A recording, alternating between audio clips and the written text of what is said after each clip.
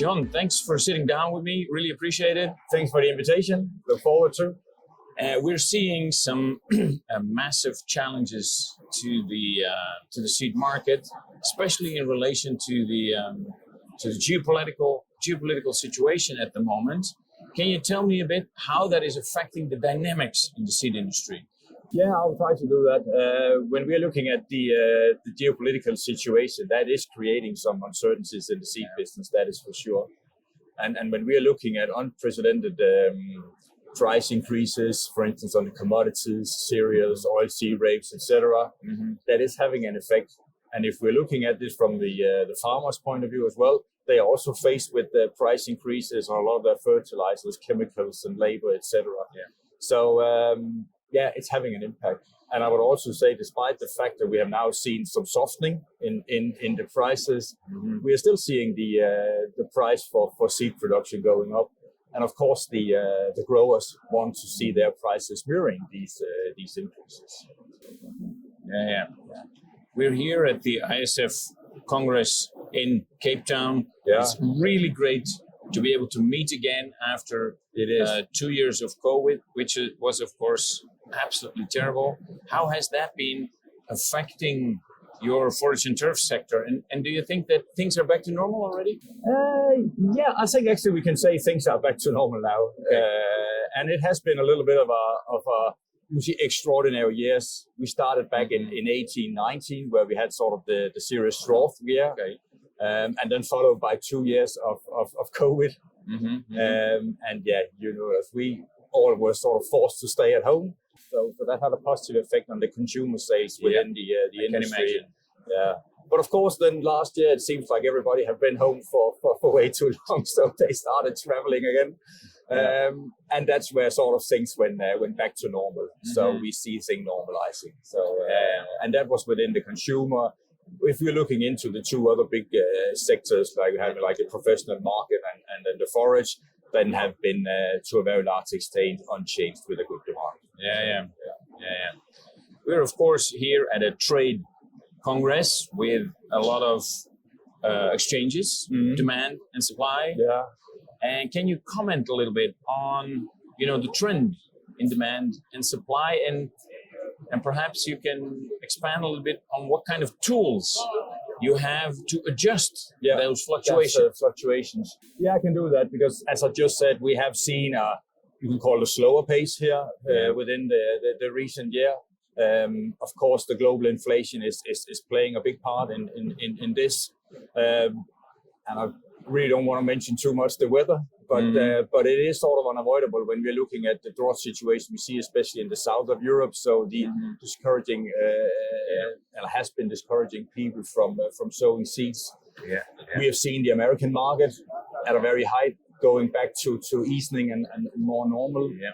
And you can even mention China. We talked about COVID before, but with the COVID restrictions actually still were in place last year, closing cities, closing ports. So that has been some of the dynamics we have seen from the seed business in the on the demand side. And if we're looking at the supply side, then it has also been, quite different, so to say, because last year we were seeing I think fantastic harvest, unique circumstances, and great yields. So that combination also created some rather big stocks, to put it mildly. Okay. And coming back to some of the tools, then I also have to say that it will be unavoidable to see that the harvest and the production for the harvest year 23 will be down. And what we are foreseeing is probably a sort of reduction of about 15% this year across the European grass seed production. And if we're looking into 24, there will probably be, it will be foreseen as being even further down. So we are looking at probably a 25% decrease versus what we saw last year. So it is simply necessary to create that balance again for making sure stocks and are in the right balance. And of course, we mentioned earlier the geopolitical situation, which I think especially the war in the Ukraine, but also other situations have a clear effect on, the commodities prices and fluctuations in those prices. How has this been affecting your costs and your income? Yeah. First of all, with the cost, of course, it has played a part because, as you also said, if we're looking at some of the big cost elements like the power, energy, the whole freight, packaging, labor, etc., has gone up on that background. So that, of course, is having a big part of or impact on our cost base. And it's also avoidable to say, you're talking about the earnings as well, that we need to push these increases out to the market, and that goes for all of us in you can see throughout the value chain. So this is really what we are focusing on, to keep on retain our earnings. Yeah. Let's hope it also that turns back to a little bit more stable situation. That would be appreciated. Would be good for everybody, right? Yeah, definitely. Let's talk about another major challenge, climate change. Yeah. On all our minds, especially again since the dry last summer, 2022, awful dry summer, causing some severe droughts. But also on the other side, we're seeing floodings in other areas. Yeah. How does a company like DLF prepare for that? How do you develop climate-tolerant crops? Yeah, it's as you said, very, very relevant, and it's something that we have been focusing on for several years now. And as an example, I could mention our.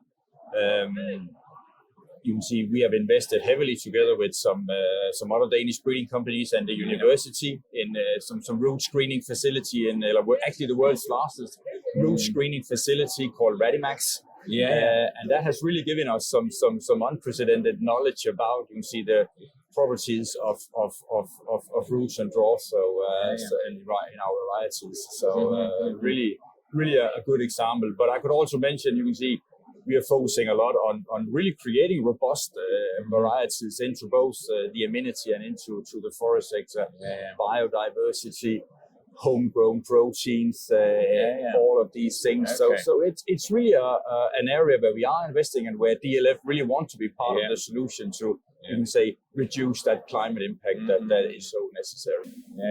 But I think it's a long-term investment, right? It is definitely a long-term investment, and you can say, are we already a little bit behind? That probably is the case because things are going very, very fast. But at the same time, it's really also, we are pleased to see that we have a lot of good projects in there, both in the pipeline, but also already ready for the market, so we can go out and respond to some of these things we see from that point of view. Fantastic. Congratulations. Thanks, John. Thank you very much. Pleasure. Thank you.